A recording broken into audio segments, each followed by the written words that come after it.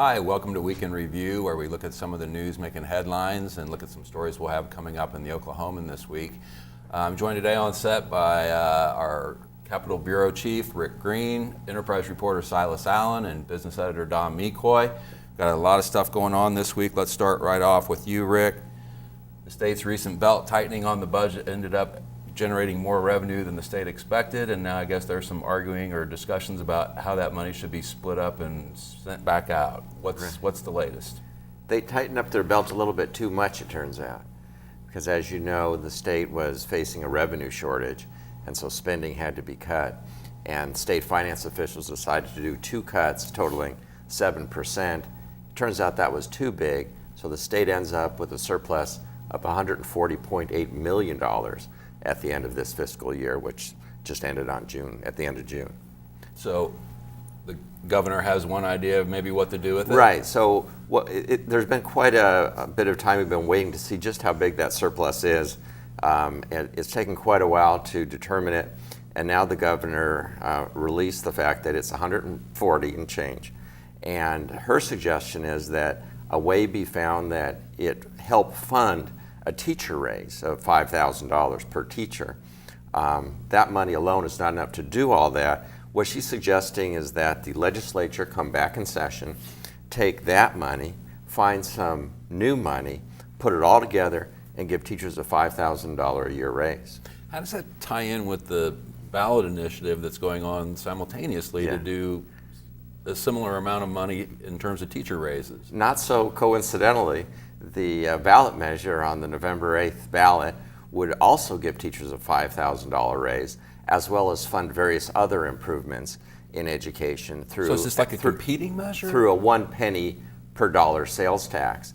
And many business officials, chamber officials, conservative government officials don't want the sales tax rate to go up. Oklahoma already has one of the highest sales tax rates in the nation. So there's a lot of political opposition to that sales tax increase proposal on the ballot, which is backed by OU President David Boren. And yet there appears to be a lot of public support for it. So if the governor and the legislators can find a way to give teachers a like raise of $5,000, then the hope would be that that ballot measure would fail. But there's a lot of problems with the whole notion. For one, the teachers themselves, many of them, and the teacher organizations oppose this special session idea. They don't quite trust the legislators, if they do get into special session, as to what exactly they would do. Meantime, if this money is not used to fund a teacher raise, it would be returned to state agencies, which are also pretty financially strapped right now and need the money as well. Agencies like Human Resources, corrections. It's just a tight year all around. And you have people criticizing the governor for just the cost of a special session and using money that you have saved now to fund, and I don't remember quite what the figure was, but. Right, there is a cost to a special session. In the grand scheme of things, it wouldn't be that huge, but there is a cost. And really part of that money, part of that $140 million would go to education anyway, because half of all state spending goes to some form of education. So this money would be returned to education in one form anyway. Now, if it were to all be applied to teacher raises, that other incremental money to education wouldn't be there.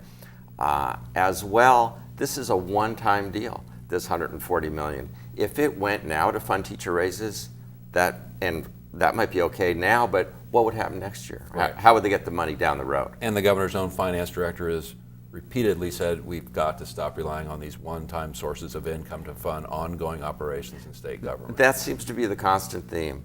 No, we don't need to be using one-time money that way, because it gives us a structural problem with the budget. The interesting thing is, for all the talk that way, they continue to do it. Has the governor taken a public position on the 1 cent, on the 1 penny sales tax increase that the President Boren supports? That's a good question. I believe she's kind of been somewhat cagey about it, but I think there's a general antipathy toward it. Again, because the state has such a high tax rate already for the sales tax. And a lot of people oppose the sales tax going up because, as you know, sales tax is a very regressive form of taxation. So it's interesting to see whether there will actually be a special session, because a number of political and grassroots forces seem to be aligning against it. And the legislature had an opportunity to do something for education during their regular session. They couldn't get it done then. So even with this extra $140 million, it's not clear that the calculus has changed that much. Keeping in mind that in order to do a $1,000 per year raise for teachers, that alone takes something in the order of $60 million. So when you're talking about a $5,000 raise, this $140 million wouldn't begin to cover it. Gotcha. Thanks, Rick. Okay, that's great information. Thanks so much. Okay, meanwhile, several miles south of the Capitol in Bricktown, we're seeing a lot of changes happening down there as well. Don, what's going on in Bricktown? Well, a lot of restaurants have closed is what's happened, and our Steve Blackmeyer, who covers Bricktown like no one else, started looking into it because we'd seen in the past month or so 6 or 7 restaurants, starting with one of the pioneer restaurants in Bricktown, which was Spaghetti Warehouse. It closed, and then others have closed. KD's is closing briefly to rebrand, because nobody wants to go to KD's anymore because of the name and the betrayal. And but what Steve found was, yesterday we found out Red Pin Bowling was closing, and an adjacent store to that was closing in that shopping area that's just next to the movie theater on the canal. As he kind of started talking to the owners of the buildings, all these places have leases. What he found out was this isn't some disastrous economic thing going on in Bricktown, that Bricktown's failing somehow. A lot of these building owners have already got people lined up to take these spots. A lot of what's happening is that the restaurant entertainment business is very cyclical. For instance, for Red Pin Bowling, they've been there for several years, and they said their issue was twofold. One was the energy collapse, the energy price collapse, really hurt local companies that used that venue a lot. They had a lot of energy companies that would rent out the whole place, and they saw a stark decline in the number of companies that were willing to do that. That was the first thing to go when they started cutting back. And also they've got competition that they didn't have when they were first established. Just across the street, Brickopolis, which is an arcade, miniature golf place. Even up north, you had Main Event, which is a kind of a cool, flashy place to go bowling and do things like that, and you can drink and bowl at the same time. And so those two things just sort of took away so much of their business that, and we see that for all of these places, that there's excuses, there's reasons why this is happening, but there's people waiting to go into those spots. So it was really an interesting story to read. When you tile it all up, when you look at it, it's rather alarming, but then as you go through it case by case and you see what happened and you see what's going to happen, it doesn't look so bad for Bricktown. I mean, obviously Bricktown continues to grow and boom, and we see a lot of development down there. Obviously it's a popular place with tourists who come to town, I think, because it's so nearby the hotels and so on.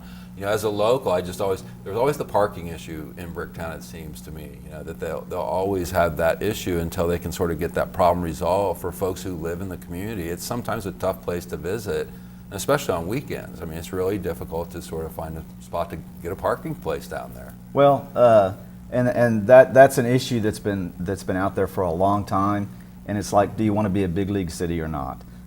Because parking is something that you pay for when you have an entertainment district like that that's so near downtown. Frankly, I've never had a big problem parking in and around Bricktown. If you want to park for free at the door of the place that you want to go, yeah, that can be an issue. Well, I think it's a problem if it considers itself to be competing with places like the Plaza District, Midtown, Paseo. Those are areas where free parking is pretty readily available if you're looking to go have dinner somewhere. Whereas in Bricktown, there is another cost that's associated with visiting that area that some of the other nearby entertainment areas don't have. Don't many places validate in Bricktown? Well, and there's a huge parking lot adjacent to the movie theater and a lot of those restaurants along there that you can park at for free, particularly if that's where you're going. When they have heavy traffic, that they can validate that. But you also have the issue of where it sits and how big it is. It sits right downtown, and parking's always an issue in any large city downtown. It's something that you have to pay for. And when there are special events where you have huge crowds, you pay more. I mean, there's surge pricing associated with the parking lots in Bricktown, a lot of them, not all of them.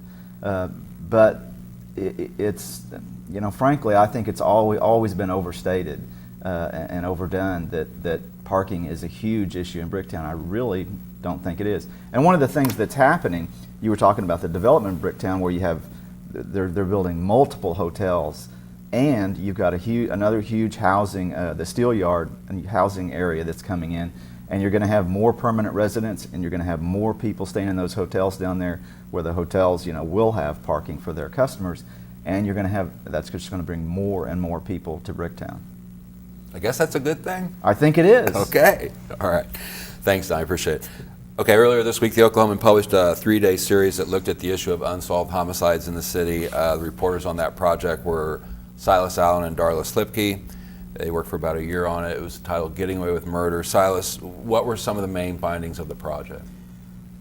Really, the main finding of the project was that in Oklahoma City, if you are murdered, there's close to a 1 in 2 chance that no one will go to prison for it. And those numbers are actually worse if in cases where the victim's a minority. And actually, in a certain segment that we looked at of the northeast side, in 2/3 of cases, no one's ever convicted of a crime. And what did we see, what were some of the major factors that contributed to that, especially in terms of the community itself?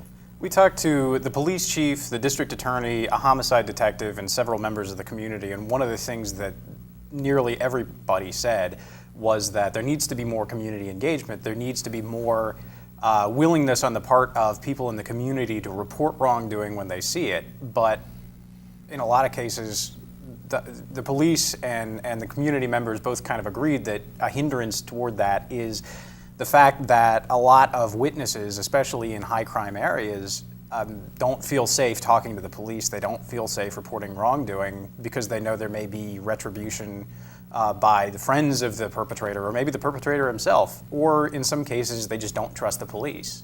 Yeah, we had a forum on Tuesday night. Talk a little bit about some of the panel members who were there and some of the discussion that people wanted to talk about. Right, the panelists for that forum were Police Chief Bill City, the District Attorney David Prater, Brady Henderson from the ACLU, and Lawrence Ware, who is a pastor at Prospect Baptist Church in Northeast Oklahoma City, and he also teaches at OSU.